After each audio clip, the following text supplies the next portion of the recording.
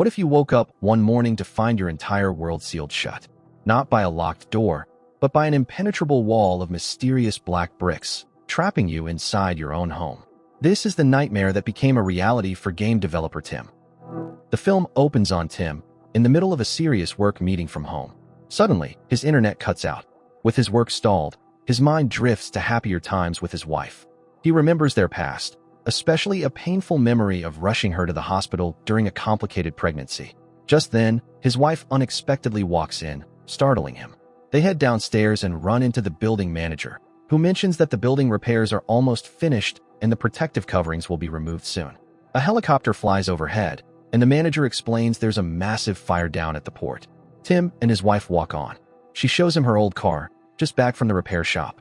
They sit inside, eating pizza. His wife suggests they finally go to Paris, a trip they've always dreamed of. She's quit her job, insisting they need a fresh start after the tragedy of losing their baby during her pregnancy. But Tim is hesitant. He says he can't leave his job right now, not yet. A call from work pulls him away, and he gets busy. That night, they lie in bed together, both wide awake, his wife silently crying. The next morning, Tim wakes to find his wife packed and ready to go. "You'll never change," she says. "I'm leaving you." But when she opens the front door, she finds the way blocked by a solid wall of strange bricks. She accuses Tim of putting it there, telling him to take it down.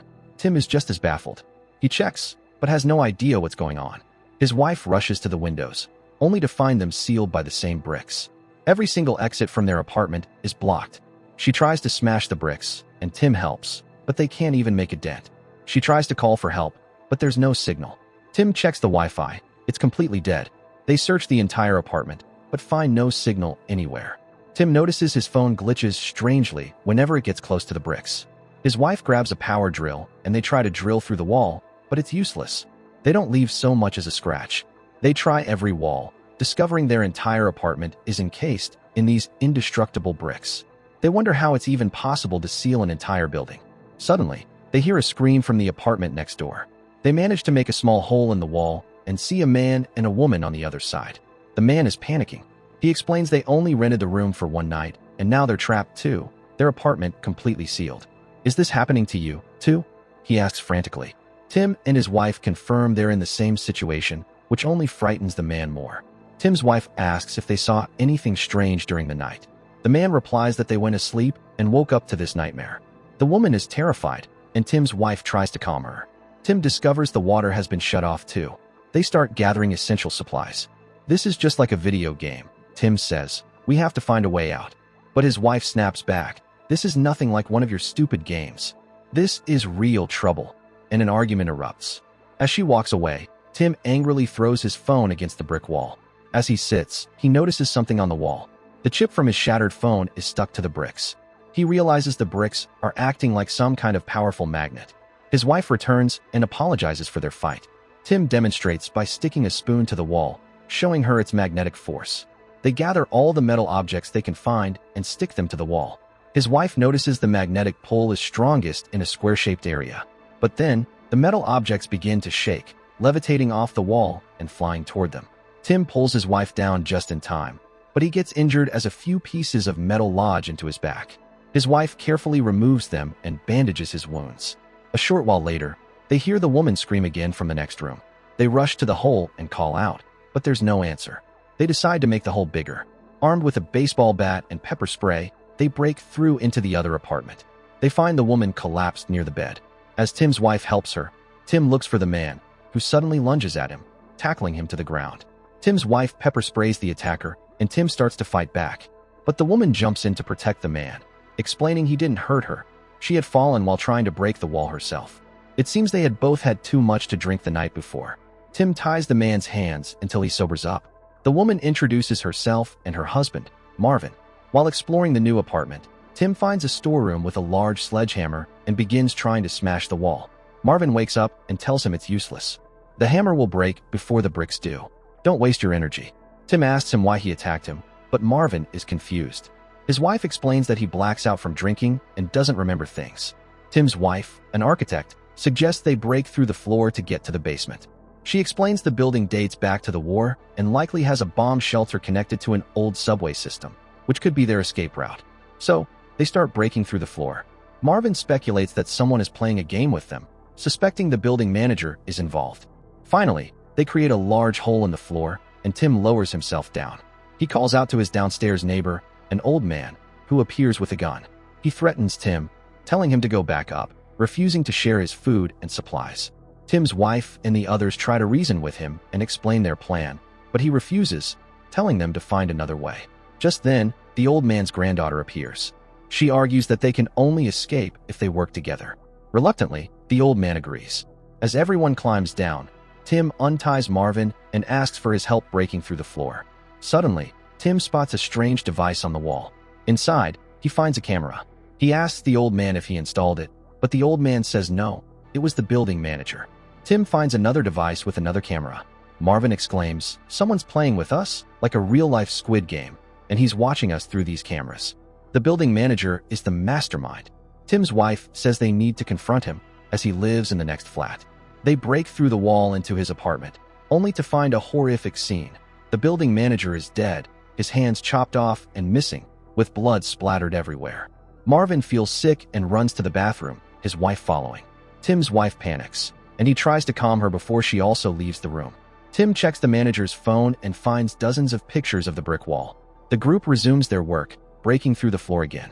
Tim's wife shows him a news article about the port fire, convinced it's all connected.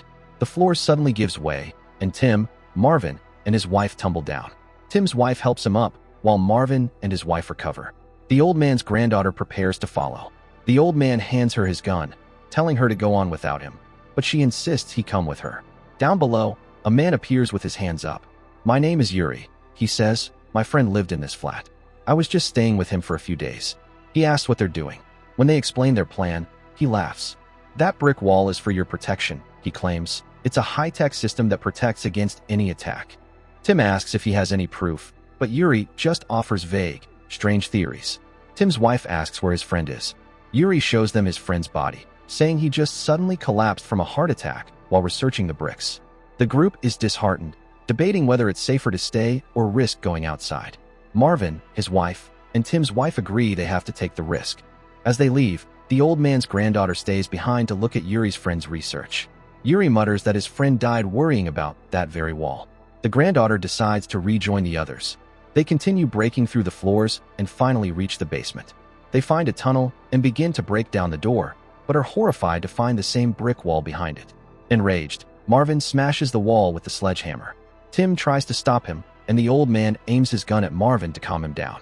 Marvin surrenders, but then snatches the gun and fires it at the wall.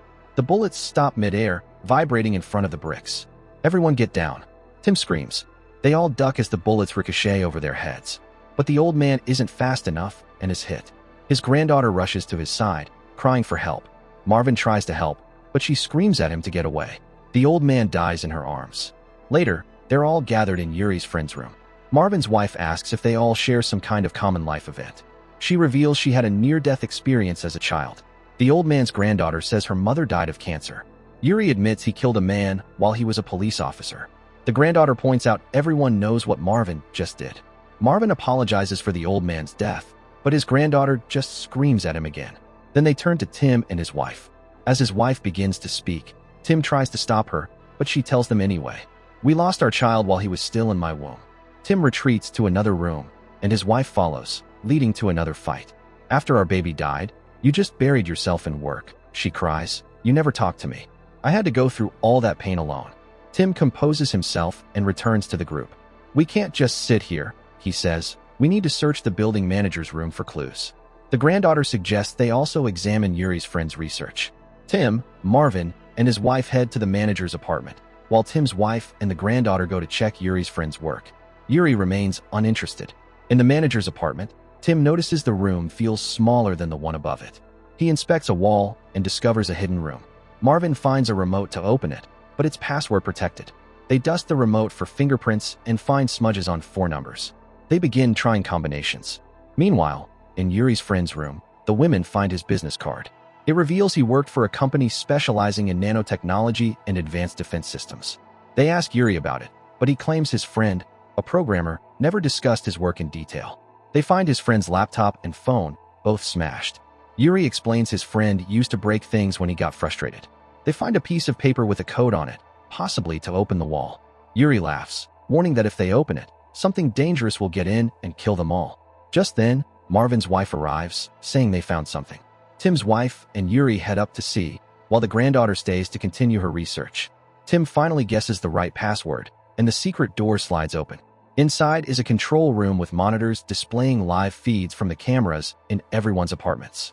They watch footage of the brick wall rapidly encasing the building, confirming it's some kind of advanced nanotechnology defense system. Back in Yuri's room, the granddaughter examines his friend's body more closely. She removes his scarf and discovers ligature marks on his neck. He was strangled. In the control room, they review the footage from Yuri's friend's room, showing his body on the floor. When they question the footage of Yuri discussing the death, they realize Yuri isn't with them anymore. Marvin goes to find him. They watch the video again and see Yuri's friend approach the wall with his phone. The phone's flash blinks several times, and the wall seems to open. Marvin enters Yuri's room and finds him burning all of his friend's research papers. At the same time, the others watch the horrific footage of Yuri strangling his friend to death. Marvin then sees the old man's granddaughter, also dead, lying by the bed. He screams at Yuri, who calmly says he's doing it to save everyone. Tim bursts in with the gun and sees Yuri strangling Marvin. Yuri attacks Tim, knocking him down and choking him. Marvin gets back up, kicks Yuri off Tim, and saves his life. The others arrive, yelling not to kill Yuri, as he might know the way out. Tim knocks him unconscious and ties him to a chair. They are all devastated by the granddaughter's death. Marvin's wife theorizes Yuri killed his friend because he found a way out. They examine the burnt papers for the code, while she reviews the video footage for more clues. They decipher that the burnt code is part of a sequence, just like the pattern of the bricks on the building. Tim's wife holds up the business card. The company address is the same location as the port fire. They wake Yuri up and demand to know how his friend opened the wall. Yuri insists they're safe inside and it's dangerous outside. Tim fires a shot near his head to scare him, asking if his company built the wall and why. Yuri only says it's a defense system to protect from any threat.